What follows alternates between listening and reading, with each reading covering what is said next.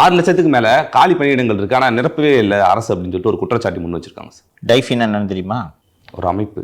இந்திய ஜனநாயக வாலிபர் சங்கம். சிபிஎம்னு ஒரு கட்சி இருக்குது தெரியும்ல, அந்த கட்சியோட இளைஞர் அமைப்பு இந்திய ஜனநாயக வாலிபர் சங்கம். சிபிஐக்கு தனியாக அகில இந்திய இளைஞர் பெருமன்றம் என்று நினைக்கிறேன் வச்சுருக்காங்க, அதோட இளைஞர் அமைப்பு. அந்த அமைப்பின் மாநில செயலாளர் கார்த்திக் என்பவர் பத்திரிகையாளர்களை சந்தித்து, லட்சக்கணக்கான காலி பணியிடங்கள் தமிழக அரசில் இருந்தும் தமிழ்நாடு அரசு பணியாளர் தேர்வாணையம் போதுமான தேர்வுகளை நடத்தி பணியாளர்களை தேர்வு செய்வதில்லை அப்படின்னு சொல்லிட்டு, மாநிலம் தழுவிய அளவில் டிசம்பர் 1 அன்று மாநில அரசு டிஎன்பிசி தேர்வுகளை ஒழுங்காக நடத்த வேண்டும் என்றும் போராட்டம் நடத்த இருப்பதாக அறிவித்திருக்கிறார்கள். கூடுதலாக 2021 திமுக தேர்தல் அறிக்கையில் ஆண்டுக்கு 10 லட்சம் வேலைவாய்ப்பை உருவாக்குவோம் என்று அந்த கொடுத்த வாக்குறுதியை திமுக அரசு நிறைவேற்றவில்லை என்று இந்த டைஃபி அமைப்பு சொல்லியிருக்கிறது. இந்த டைஃபி அமைப்பு திமுகவோட கூட்டணி கட்சி தானே.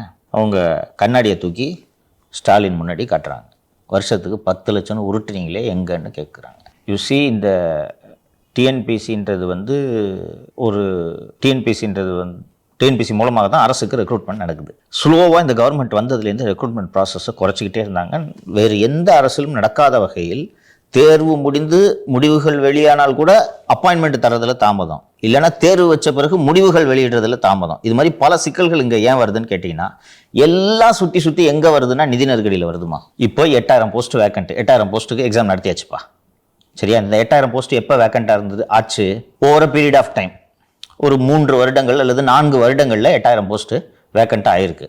இப்போ இந்த 8000 பேருக்கு சம்பளம் கொடுக்குறது மிச்சமா கவர்மெண்ட்டுக்கு? அதற்கான செலவை அரசு மிச்சப்படுத்தி கொண்டே இருக்கிறதா? இப்போ இந்த 8000 பேரை போஸ்டிங் போட்டோன்னா 8000 பேருக்கு ஒன்றா சம்பளம் கொடுக்கணுமா? இதுக்கு பயந்துக்கிட்டே நிறுத்துறாங்கப்பா. பட் வேலைக்கு ஆட்கள் பற்றாக்குறையும் இருக்கும்ல சார்? அதுவும் இருக்குது. இருக்கிறவனை ஒழுங்காக வேலை செய்ய விடாமல் என்ன முகாம் பார்த்து உங்களுடன் ஸ்டாலின் அங்கே போய் அவனை அந்த வேலையை பாருன்றீங்க.